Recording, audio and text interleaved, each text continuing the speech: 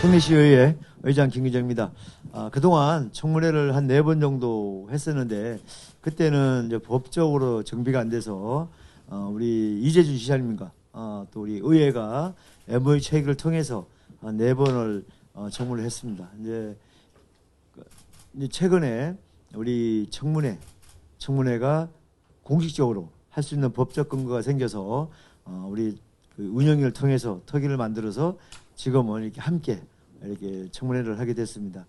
청문회의 중요성은 여기 위원님들께서 너무 잘 아시니까 더 이상 얘기를 안 하고 어쨌든 이 청문회가 우리 시민의 알 권리를 충족시키기 위한 가장 큰 목적이 있지 않나. 특히 그 후보자가 우리 기관에 대해서 가지고 있는 마인드 이런 것들이 소중하다고 생각됩니다. 그래서 자리 하나 차지하는 게 중요한 게 아니고 시민의 혈세로 우리 공공기관에 관련돼서 청문회를 하기 때문에 그 관련된 여러 가지 것들이 시민이 그래도 우리 믿고 맡길 수 있는 후보자라는 생각이 들 수 있게끔 최선을 다해서 좀 해주시기 바라고요. 안녕하십니까. 수원특례시 공공기관장 임용후보자 정책검증 청문특별위원회 위원장 박현수입니다. 존경하는 위원 여러분, 지난 2023년 3월 2일 구성된 우리 위원회는 수원특례시 공공기관 임용후보자에 대한 정책검증 청문특별위원회 개최를 통해 후보자의 직무수행 능력과 자질, 책임감 등을 미리 확인함으로써 임용후보자의 적격성 검증 및 인사행정의 공정성을 확보하기 위해 2024년 6월 30일까지 활동하게 되었습니다. 오늘의 의사일정을 상정하겠습니다. 의사일정 제1항 수원시정연구원장 임용에 따른 정책검증 청문회권을 상정합니다. 수원시정연구원은 수원시정 발전을 위한 각종 과제에 종합적이고 체계적인 조사와 연구를 진행하고 지역 단위의 정책 개발을 통하여 지역 정체성을 확보함으로써 수원시의 중장기적 미래 비전 제시 및 도시 경쟁력 강화와 각종 시정 현안 사업에 대한 체계적인 대응의 선도적 역할을 담당하는 기관으로 위원님들께서는 수원특례시 공공기관 임용후보자 정책검증 청문특별위원회의 취지에 맞게 직무 수행에 필요한 능력과 자질 등에 대하여 철저한 검증이 이루어질 수 있도록 분야별로 심도 있는 질의를 해주실 것을 당부드립니다. 그래서 알리지 않으면 하지 않는 것과 같다라는 말이 있습니다. 시정연구원에서는 시민들에게 연구 결과를 쉽게 전달하기 위해서 정책 브리프를 발간하거나 카드 뉴스를 제작하고 있지만 일반 시민에게 폭넓게 전달되는 데는 한계가 좀 있는 것으로 알고 있습니다. 시정연구원이 시민의 세금으로 운영되는 만큼 예산을 집행한 결과물을 적극적으로 알리고 평가받는 것도 의무라고 생각을 합니다. 시민들 대부분이 시정연구원에 대한 존재를 모르는 경우가 많고요. 많이 있습니다. 후보자님께서 생각하신 대로 연구 성과를 홍보하고 시민들에게 알릴 수 있는 구체적인 방법을 혹시 좀 가지고 계신 게 있으면 설명을 한번 추가로 부탁드리겠습니다. 이 청문회 준비를 하면서 조직의 기능들을 들여다본 결과 연구 성과의 홍보, 연구 성과의 확산 기능이 미흡함을 알게 됐습니다. 제가 아는 범위에서 국책연구기관이나 강력연구기관은 성과 확산팀이라는 이름으로 대부분 조직과 기능을 가지고 있습니다.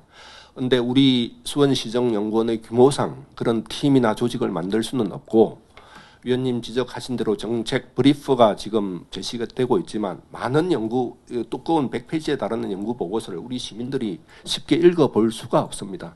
제가 정책 브리프 외에도 연구 과정에서 생산되는 정책 정보들을 좀 우리 시민들이 사용하는 용어, 시민들이 사용하는 눈높이에서 알기 쉽게 만들어서 지금 홈페이지에서만 제공이 되고 있는데 SNS도 운영하고 있지 못하고 해서 다각도로 좀 살펴서 시민들이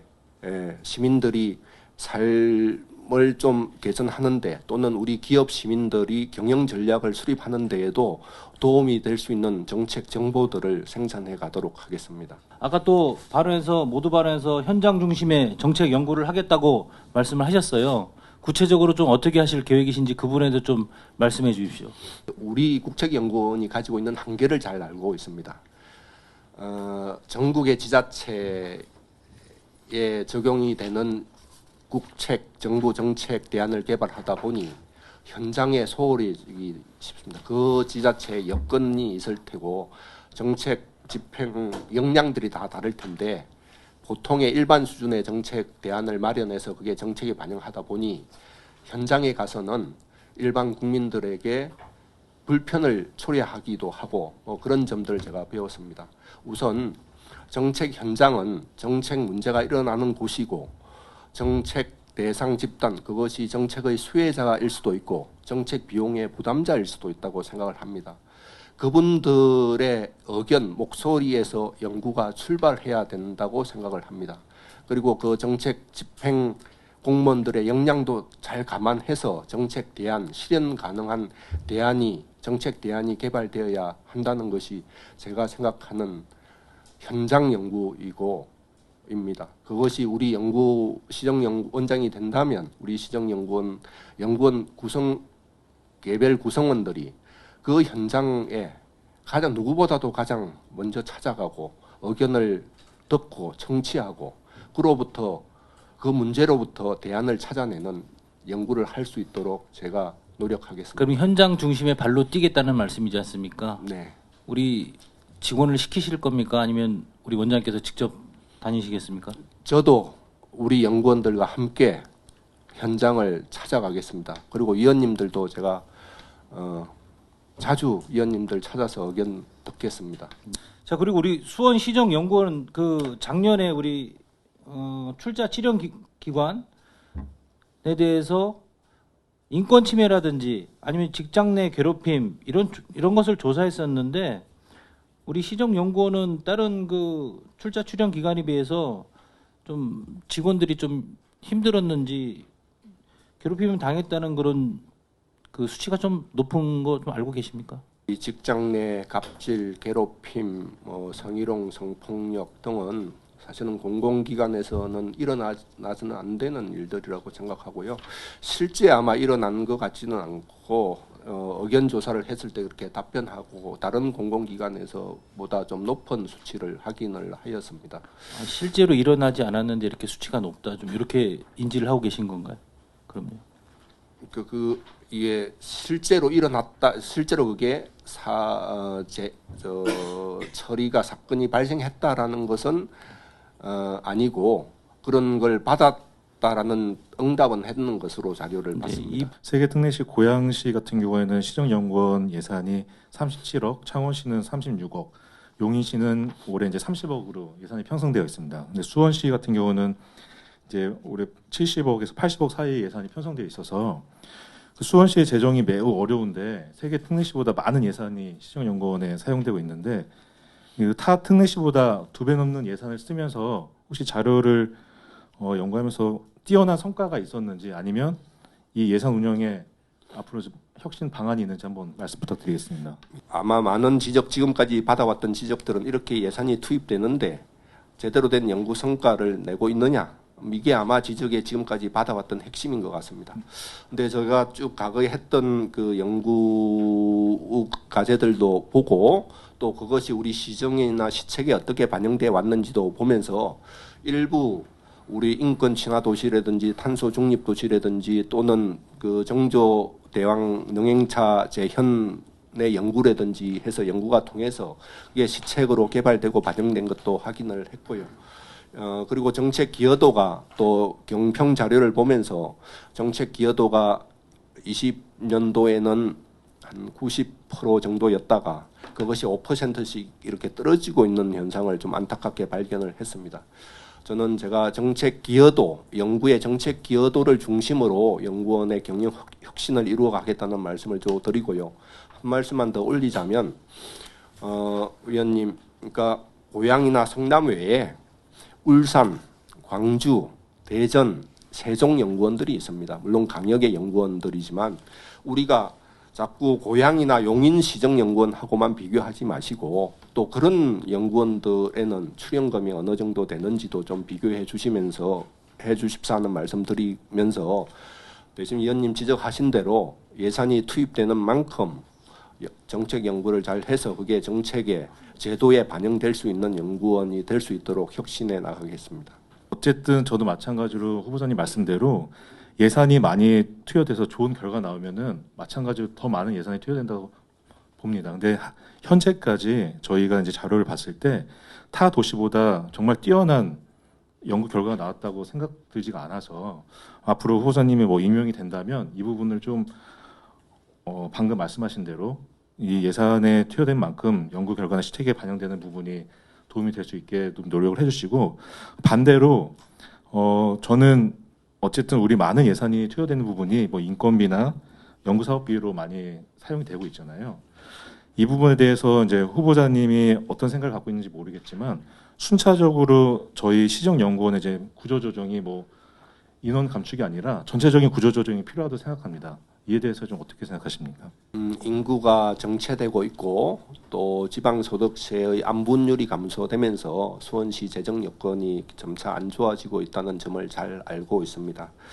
그래서 제가 인건비, 아까 경상비 또 연구사업비를 쭉 들여다보고 작년에 결산 자료, 올해 예산 자료를 들여다보면서 어느 부분에서 좀 예산 낭비 요소를 제거할 수 있을까, 예산을 절감할 수 있을까, 뭐 이런 고민들을 좀 한 상태이고요. 그런데 경상비의 경우에는 일반 운영비나 복리후생비가 대부분을 차지하고 있고, 그래서 좀 지금은 뭐 답이 없습니다만. 우리 공공기관 경영 혁신 방향에 발맞추어서 최대한 예산 낭비 요소가 없도록 좀 원장이 된다면 다시 한번 잘 짚어보고 수원 시민이나 시의 재정 여건도 알고 있으니 그에 부합해서 연구원을 운영해 가도록 하겠습니다. 정책에 있어서 수원시정연구원이 앞으로 가야 할 방향에 대해서 계획이 있다면 간략하게 설명 부탁드리겠습니다. 우리 수원 시정연구원이 당장에 현안에 대한 과제가 너무 많고 좀 미래 방향을 제시하는 연구가 이렇게 조금 부족하다라고 생각을 했고요. 저는 제 개인적으로는 지금 우리 수원시의 주변 환경이 용인에 들어오고 있는 시스템 반도체 클러스터라든지 아산에 들어오고 있는 OLED 첨단 산업 단지라든지 또는 이웃 수원 화성시가 저렇게 빠르게 성장하고 있는데 우리 수원시의 미래 발전상이 5년 후, 10년 후에는 어떻게 돼야 될까? 우리 수원시가 어떤 위상을 갖고 어떻게 발전해야 될까 하는 것은 좀 많은 위원님들께서는 이미 고민하고 계실 것으로 저는 생각합니다. 우리 연구원에서도 좀 이러한 주변의 그 외에 또 여러 환경 변화를 살펴서 수원시의 미래 발전상 또 그에 대한 대응해야 될 과제들을 연구들을 좀 비중을 일부라도 높여갈 생각을 하고 있습니다. 우리 시정연구원은 지역사회와 우리 지자체 대표 연구원의 역할을 해야 된다고 생각을 하고 있습니다. 그렇기 때문에 더 중요한 것이 우리 수원시가 표방하고 있는 환경 분야에 대한 부분들이 중요하다고 본 위원장은 생각을 하는데요. 안타깝게도 2022년도 연구 실적을 보면 114건 중에 환경 관련 연구는 7건밖에 없습니다. 그 또한 전기자동차 도입에 대한 연구, 그다음에 하천, 유역에 대한 연구, 이 분야가 전부합니다. 향후 환경 분야라든지 이런 분야들은 우리 후보자께서도 잘 아시다시피 전 세계적으로 기후 변화라든지 민감한 환경 문제들이 발생을 하고 있습니다. 그렇기 때문에 그런 것들을 종합적으로 대책을 세우기 위해서는 ESG 경영이라고 하는 게 필수적으로 필요하다고 생각이 들고요. 또 역시 우리 시정연구원의 사업추진 기본계획에도 그렇게 기록이 되어 있습니다. 우리 이명 후보자가 생각하시는 ESG 경영에 대한 견해를 한번 좀 말씀해 주십시오. ESG 경영은 환경, 사회, 지배 구조의 투명성에 관련된 그리고 우리 기업들이 코피아난 사무총장께서 1990년부터 주창을 해서 지금 세계적으로 기업에서부터 ESG 경영이 그리고 공공기관에도 ESG 경영의 일환으로 삼고 있습니다. 우리 위원장님께서 지적한 바는 제가 미처 우리 과제의 건수 중에 환경 분야 각 분야별로 과제가 어떻게 전년도에 편성이 돼서 진행했는지는 확인하지 못했다는 점 말씀을 드리고요. 그리고 대단히 우리 수원시도 환경이 중요하고 저도 저의 전공이 환경 관련된 것입니다. 위원님 지적하신 대로 미세먼지 문제라든지 기후 변화에 관한 문제라든지 탄소 중립의 문제라든지 우리가 가지고 있는 4대 하천의 자연성 회복의 문제라든지 또는 뭐 시민들이 편리하게 이용할 수 있는 공원이 적재적소에 있는지의 문제까지 잘 위원님 들어가면서 그걸 연구 과제에 반영하고 또 정책 대안을 개발하고 해가는 노력들을 하겠습니다. 예, 후보자님께서 혹시 원장으로 임명이 되신다고 하면 지금 기업뿐만이 아니라 지자체, 또 기업, 또 우리 일반 시민들까지 전 분야에 걸쳐서 향후에는 이제 필수적인 사항이 될 겁니다. ESG 경영이. 또 기업들의 투자 유치 부분, 또 기업들의 수출 부분, 여러 가지 부분들이 가장 중요한 거는 이런 이해 관계자들의 어떤 갈등 구조를 어떻게 개선할 것이냐라고 하는 부분들이 필요하다고 봅니다. 그렇기 때문에 우리 시정연구원에서도 그러한 부분들을 경영 전략에 꼭 세부적으로 반영을 하셔서 계획을 수립해 주시기를 부탁드리겠습니다. 시정연구원이 2021년도 연가 사용 현황을 보면은 자녀 연차가 최대 보상일 5일 초간 직원이 18명이나 돼요. 이에 대한 의견이나 대안이 있으십니까? 연가 사용 촉진제, 근로기준법에서 정하고 있는 연가 사용 촉진제라든지 또는 지금 우리 수원시정연구원은 연가 저축제가 도입되고 있는지는 제가 확인을 못한 상태입니다만 연가 저축제를 통해서 좀 더 직원들의 휴식권을 보장하면서 또 창의적인 정책 대안이 개발될 수 있도록 위원님 지적하신 거 제가 꼭 한번 살펴보겠습니다. 네, 연가 보상비로 금액이 상당히 많이 지출이 되고 있어요. 이제 그 연가를 사용하지 않음으로써 인해서 그 지출이 많이 되는데요. 후보자님이 원장이 되신다면 요 관련해서는 꼭 체크 관리해 주시길 바라겠고요.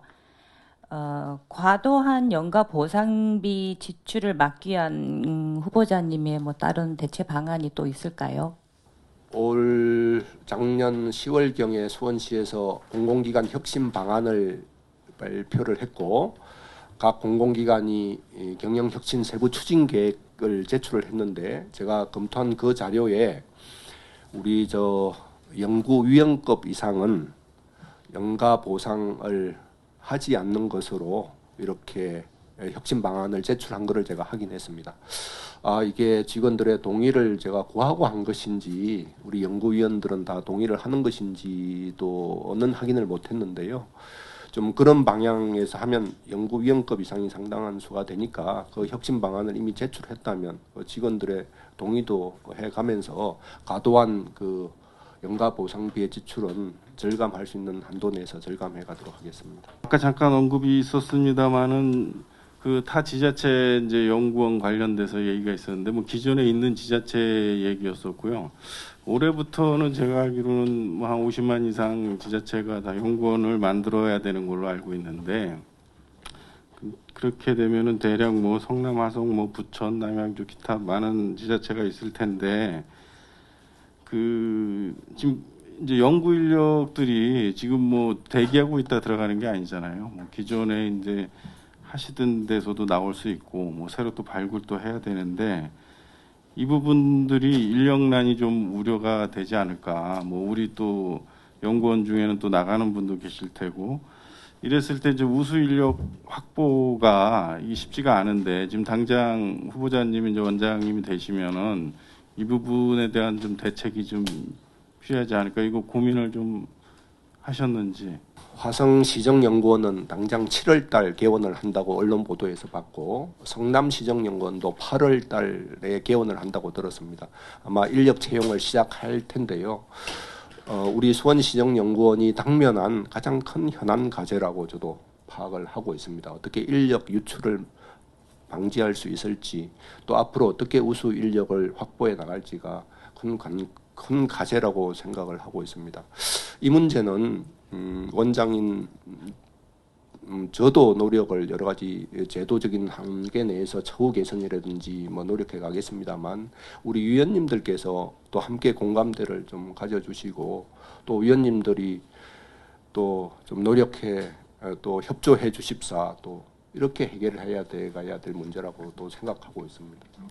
아니 그 구체적으로 그럼 뭐 지금 말씀하시는 게 그럼 어떻게 구체적인 방안이 예를 들면 뭐가 있을까요?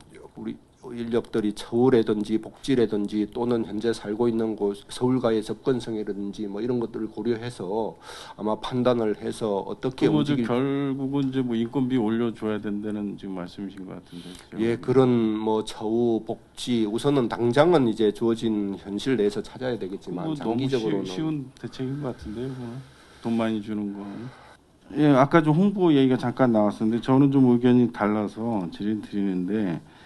그 연구원 자체가 무슨 사기업도 아니고 굳이 뭐 홍보 관련돼서 아까 하신다고 그랬는데 그 뭐 성과를 시민들한테 홍보해 내는 게 그렇게 중요한 것인가?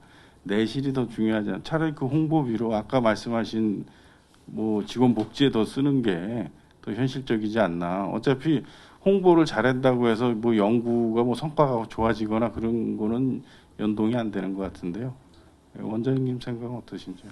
전 뭐 내실 있는 연구를 하겠습니다. 그리고 또 한 연구들을 또 연구 성과들을 또 확산, 뭐 이게 홍보의 차원이 아니고 연구 난 결과하고 그 연구 과정에서 생산된 정보들을 우리 뭐 시민들에게 또 위원님들에게 또 우리 협업기관들에게 알려나가야 하는 것은 또 맞는 것 같습니다. 그래서 그런 연구 성과의 확산에 대해서는 좀 그것이 또 연구자들이 쓰는 언어 용어가 아니고 좀 쉽게 만들어서 시민들에게 알려가는 것도 중요하고 그러면서 또 연구원에 대한 신뢰나 이렇게 높아져야만 제가 또 말씀드린 또 우리 연구원에 대한 재정 지원이 또 확대될 수 있는 방안도 아닐까 그런 생각을 좀 선순환 관계를 좀 만들겠다는 말씀에서 드렸습니다. 연구 조직의 리더에게는 어떠한 자질이 필요한지 생각하신 바를 한번 얘기해 주셨으면 좋겠습니다. 사람의 마음을 움직여 목표를 달성하는 것이 리더십이라고 배웠습니다만 저는 리더십은 솔선수범이라고 생각합니다. 그래서 리더나 부서장들이 먼저 솔선수범해야 그것이 곧 리더십이고 그것이 조직의 건강한 문화라고 생각합니다. 지금 시정연구원 같은 경우는 각 분야의 전문가들이 모여 있습니다. 만약 원장님이 되신다면 다양한 전문가들을 어떻게 융합하고 이끌어 가실 거며 또 연구 과제 성과에 대한 평가 체계를 어떤 기준으로 설정하실 건지 평가 체계를 어떻게 혁신할 것인지부터 먼저 말씀드리겠습니다. 제가 이 평가 체계가 어떻게 되어 있는지 봤습니다. 양과 연구질, 그 다음에 정책 기여도, 그 다음에 부서장들의 평가 이렇게 세 개 60%, 20%, 20% 되어 있습니다. 근데 저는 이 평정이 개인의 평가가 대단히 중요하다고 생각하고 있고 이것을 그냥 획일적인 기준으로 줄을 세우는 것이 아니라 정책 기여도를 중심으로 해서 평정을 좀 혁신해 나가겠다는 말씀을 이렇게 드립니다. 이렇게 박사급들이 많은 연구자들, 다양한 또 전문 분야의 박사급들이 가지고 있는 조직의 습성, 생리들도 23년을 저도 하면서 잘 이해하고 있습니다. 좀 고객에게 동감한 것이 현실이고요. 또 강한 자기 주장, 자기 동굴에 갇혀서 강한 주장을 하는 그것이 의사결정을 지연시키거나 수준을 저하시키고 신뢰가 낙후한 것이 일반적으로 가지고 있는 것입니다. 제가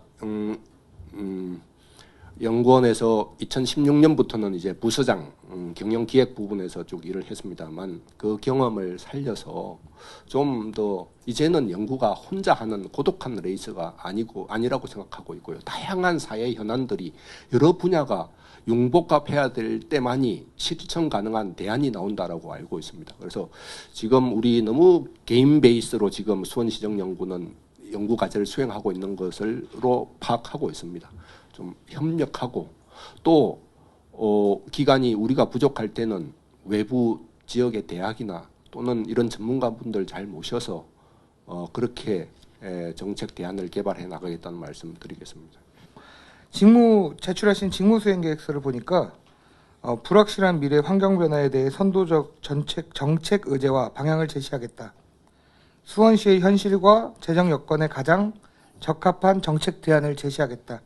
이렇게 포부를 밝히셨어요. 만약 원장으로 취임하신다면 우리 수원시를 위해서 가장 먼저 추진하고 싶은 전략, 정책, 연구가 무엇인지 우리 시의회 지금 현안과 결부시켜갖고 한번 얘기해 주시겠어요?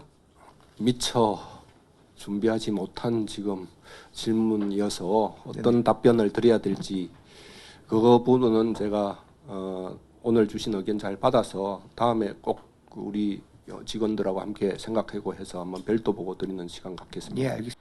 수원학연구센터는 사실 어떻게 보면은 박물관이나 우리 지금 화성박물관 같은 경우에 수원 역사서부터 예전서부터 어차피 시정연구원의 수원학은 과거로 미래로 가면 갈수록 다 수원의 역사거든요.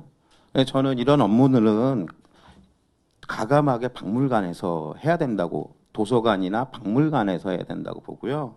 그 자치대학은 뭐 마을 자치과에서 위탁을 줘서 글로벌 평생 학습관에서 진행해도 저는 된다고 생각을 합니다. 저는 이게 본연의 업무가 아니라고 보거든요. 신영도 아까도 지금 말씀하신 것처럼.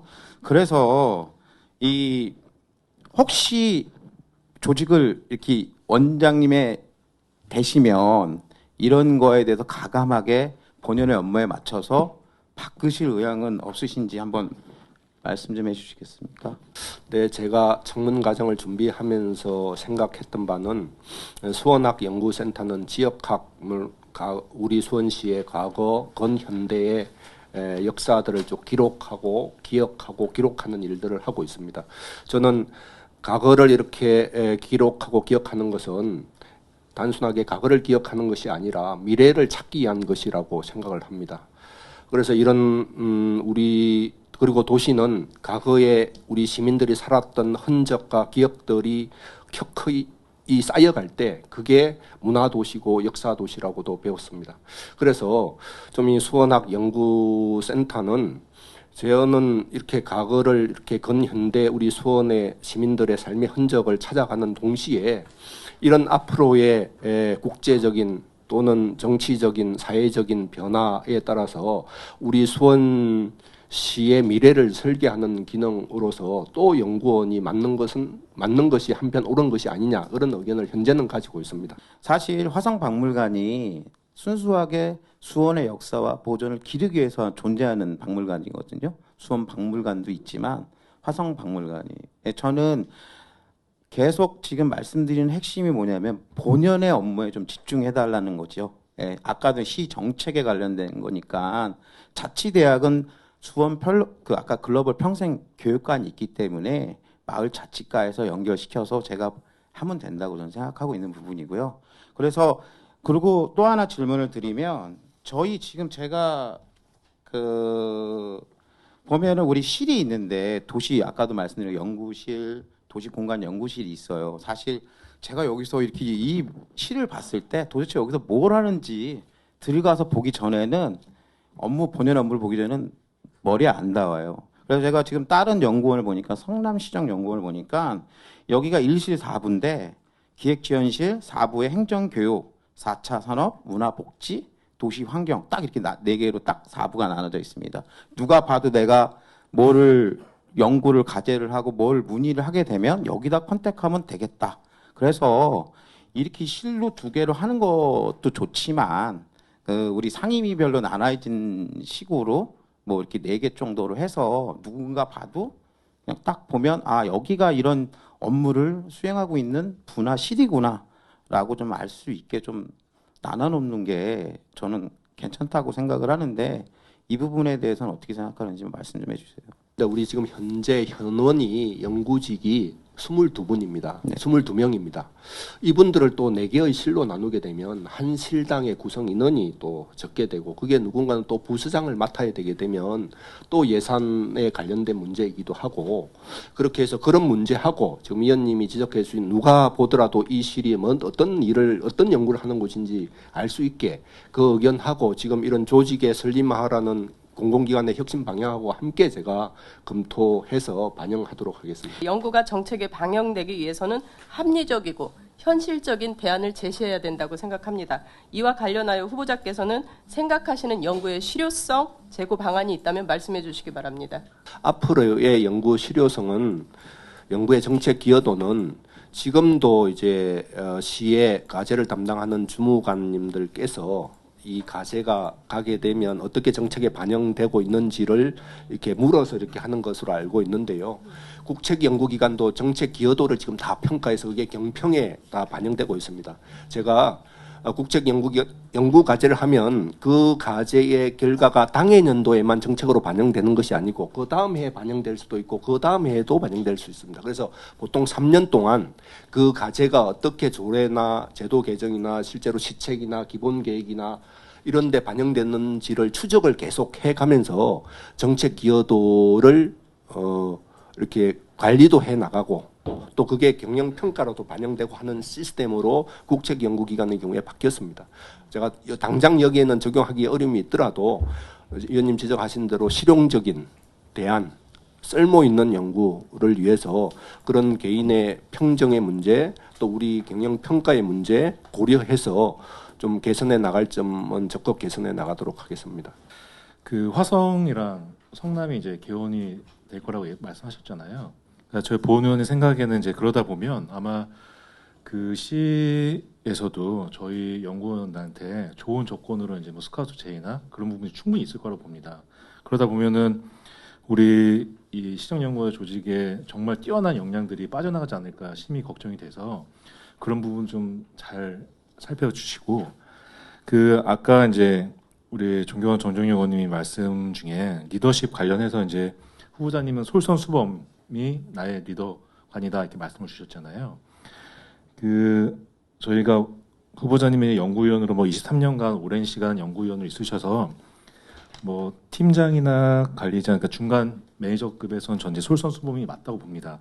근데 원장일 경우에는 솔선수범이 아니라 다른 리더관이 좀 있어야 된다고 생각해서 혹시 이제 우리 후보자님께서 원장이 취임이 됐을 때 저는 이러한 리더관을 갖고 있다. 좀 추가적으로 말씀해 주실 게 있다면 좀 답변 부탁드리겠습니다. 예, 우리 한 방향의 목표가 곧 비전이라고 생각을 합니다. 그래서 이것은 제가 뭐 비전을 만들어서 제시하는 것이 아니고 직원들의 의견도 수렴하고 또 시민들의 의견을 수렴하면서 우선 한 방향 목표를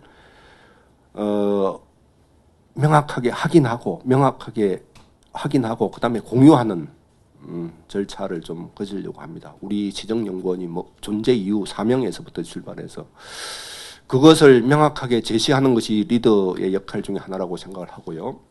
그다음에 또 정확한 그다음에는 목표를 제시하겠습니다. 만약에 전년도에 정책 기여도가 70%라면 올해는 그걸 73%로 높이자라는 목표가 리더와 중간 관리자 직원들이 함께 공유가 돼야 된다는 생각을 하고 있고요. 그다음에 그 목표를 달성하기 위해서 또 행동에 대한 약속이 조직 리더와 또 구성원들 간에 그거는 핵심적인 행동일 수도 있고 출퇴근이나 뭐 휴가나 복무에 관련된 일상적인 행동에 대해서도 서로 인사하는 것에서부터 그런 것이라고 생각합니다. 그래서 그 한 방향 목표 비전에서부터 목표 또 행동에 대한 약속들을 리더가 만들고 공감을 얻고 함께 실천하는 것을 하기 위해서 노력해 보겠습니다.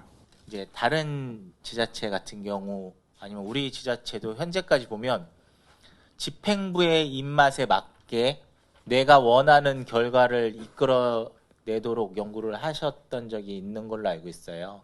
어떤 집행부에서 정책 집행을 할 때 연구가 그런 식으로 나와야 그에 대한 예상 집행이라든 반발이 없거나 만약에 이런 의뢰가 시에서 들어오신다면 과감히 거절하실 생각이 있으십니까? 이게 정권이 바뀌면 연구원의 경영 방침도 바뀌게 되고 그거 누누이 겪으면서 정책 연구 기관의 숙명도 잘 알고 있습니다.